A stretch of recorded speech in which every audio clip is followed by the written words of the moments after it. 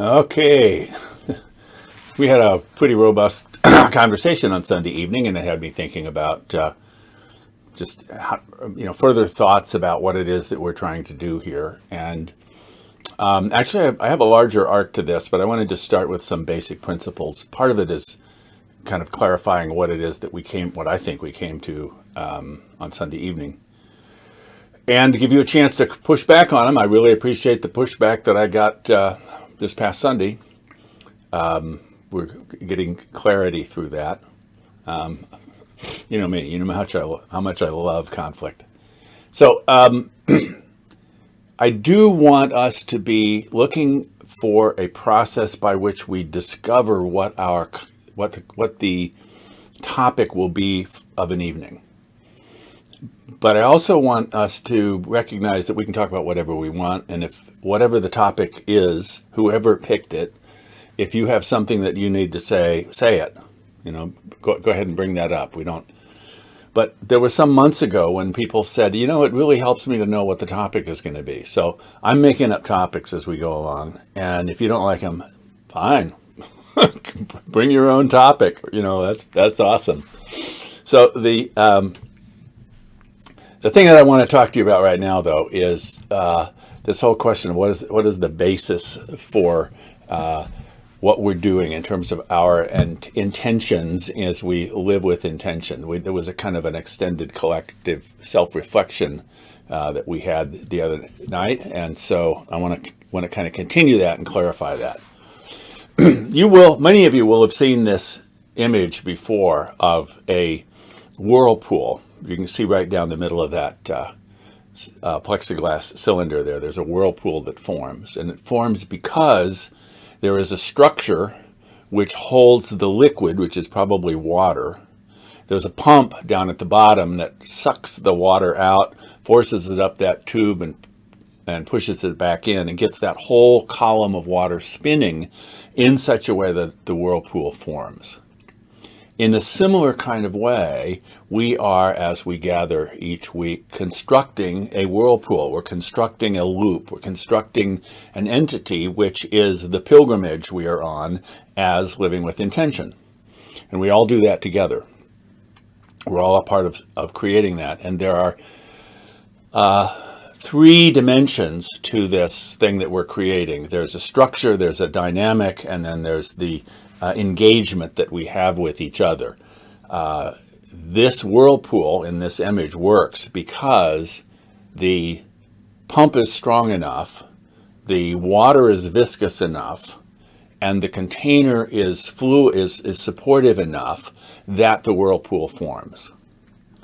So for us as living with intention on this pilgrimage together, there are certain things that we do to create the structure.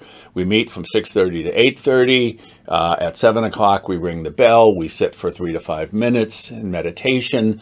We pass the talking piece mostly, but it's clear, where we are in the conversation and how somebody gets attention if they're looking for it.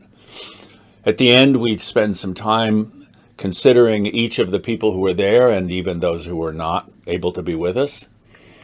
And then we close, right? So this is the structure that we have created, and we continue to refine this. We've only been doing this process of putting each other in the center, as it were, for a few months now. So we will continue to build this structure to make it more and more supportive, so that we have the dynamism. We have that whirlpool forming for us. But it does require that there's something that creates the dynamics, the push. Where are we going with this? Where does the energy from this come from? And it comes from a commitment that we each make to being the fullest expression of ourselves that we can be, in such a way that we're helping each other, and we're helped by the others. So we're creating this nexus of our own intention and our relationships with each other, such that we have this metaphor of being on a pilgrimage. We are each headed towards the fullest expression of ourselves, and we are mutually benefited by doing so. So there's the structure, there's the dynamics, and there's also this mutual engagement. This is the viscosity of the water in the example of this installation here.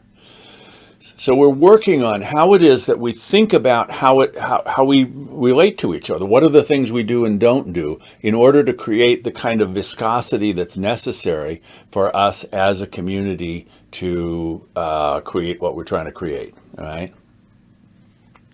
So in this connection, we are connected to each other in a way that's open to the struggles that we are each having in our lives. The place where there's the greatest tension is the place where we have the greatest opportunity for transformation. But we're relating to each other's struggles not as something that's, oh, isn't that horrible that this is happening for you, but as reflecting back to each other that these are opportunities for growth. And this happens at 3 different levels. One is that we are present to support each other. We're not present to fix each other. We have a mutual consideration for each other such that we honestly believe that we can each deal with our own circumstances, but we support each other in that by noticing our own feelings when they're talking, when somebody else is talking about an issue that's going on for them. My question is, how's this affecting me? What feelings are coming up in me? When have I been in a similar situation? What did that mean to me? What did that feel like to me? What did I do about it? Did I have something that seemed to work really well?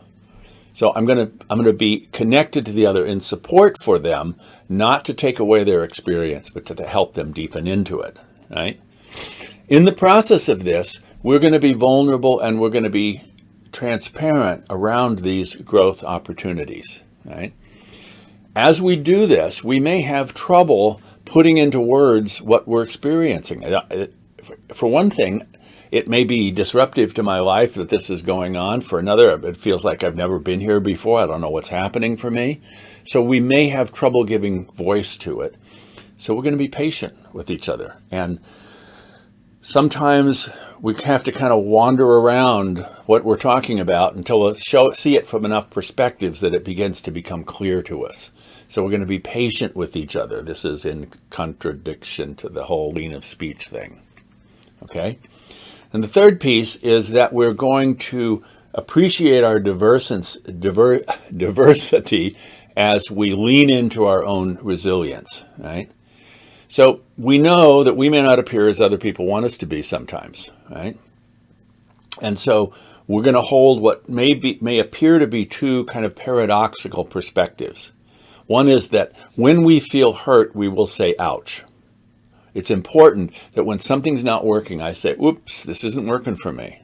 So I want to be able to say ouch to that. And that ouch is the very place where we have the opportunity for our greatest transformation. So that's part of why we want to speak to it, not only for ourselves, but for each other, right? And the diversity of the group is of value to us, not just because, we're good liberal folks and so we want to appreciate diversity, but because we're generally made stronger by having diversity within the community. The more diversity there is, the more kind of connections we can form that form a kind of matrix of connectivity. So that's what I'm going to suggest that we look at. Think about this. I've put a version of this in the text, right? So you can read through it. You don't have to go back and try and read all the slides, all right? And I will see you Sunday evening. Take care.